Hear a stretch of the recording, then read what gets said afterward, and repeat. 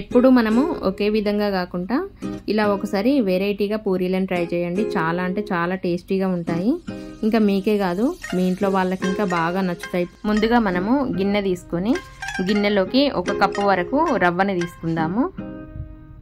దీంట్లో మనము ఒక 2 కప్పుల వరకు వేడి నీళ్ళని వేసుకొని ముద్దలేమీ లేకుండా వేడి నీళ్ళల్లో ఇంకా రవ్వ చక్కగా బాగా కలిసేలాగా ఒకసారి బాగా కలుపుకున్న తర్వాత ఈ రవ్వని మనం కొంచెం సేపు నానబెట్టుకుందాము.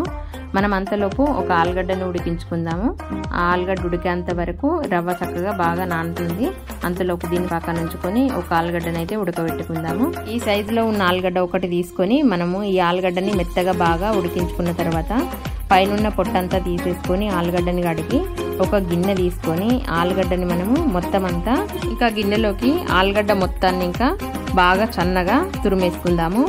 ఆలుగడ్డ మొత్తం అంతా తురుముకున్న తర్వాత కొంచెం అంతా ఓమని ఇంకా తీసుకుందాము. ఓమని ఇంకా ఆలుగడ్డ తురుములోనే వేసుకొని అట్లనే కొంచెం అంతా జీలకర్ర ఇంకా వేసుకుందాము. సరిపడే అంత ఉప్పు, సరిపడే అంత కారం, మీరు తినేదాన్ని బట్టి కారము ఉప్పు వేసుకున్న తర్వాత కొంచెం అంతా కొత్తిమీర వేసుకుందాము. అట్లనే కొంచెం అంతా కస్తూరి మేతి ఇంకా వేసుకుందాము. ఇంకా మీరు కావాలనుకుంటే ధనియాల పొడి, గరం మసాలా ఇంకా వేసుకోవచ్చు. ఇప్పుడు తగినంత గోధుమ పిండిని వేసుకొని ఇంకా ఈ మొత్తం అంతా బాగా కలిసేలాగా కలుపుకుందాము.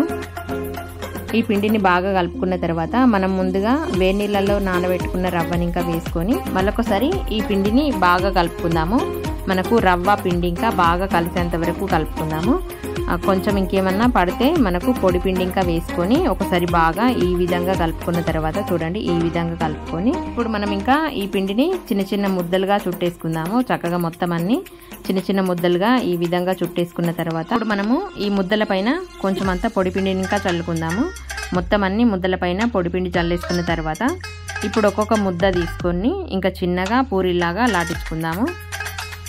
ఈ విధంగా మొత్తం అన్ని పూరీలాగా లాటించుకున్న తర్వాత మనము ఇంకా డీప్ ఫ్రైకి సరిపడేంత నూనె వేడి చేసుకొని ఇంకా ఒక్కొక్కటిగా తీసుకొని నూనెలో వేసి ఈ పూరి మనకు బాగా పొంగి ఎర్రగా అయ్యేంత వరకు కాల్చేసుకుంటే సరిపోతుంది.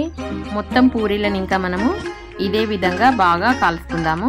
ఎప్పుడూ ఒకే విధంగా కాకుండా ఇలా ఒకసారి వెరైటీగా ట్రై చేయండి. చాలా అంటే చాలా టేస్టీగా ఉంటాయి పూరీలు అయితే. ఈరోజు ఇంకా ఈ పూరి కాంబినేషన్ నేను పెరుగు పచ్చడి చేసిన ఇంకా పెరుగు పచ్చడితో ఈ పూరి చాలా టేస్టీగా ఉంటుంది. వీడియో నచ్చిందని అనుకుంటాను. వీడియో నచ్చేది ఉంటే ఖచ్చితంగా ట్రై చేయండి. మీకే కాదు మీ ఇంట్లో వాళ్ళకి ఇంకా బాగా నచ్చుతాయి పూరీలు అయితే. ఒకసారి ట్రై చేసి చూడండి.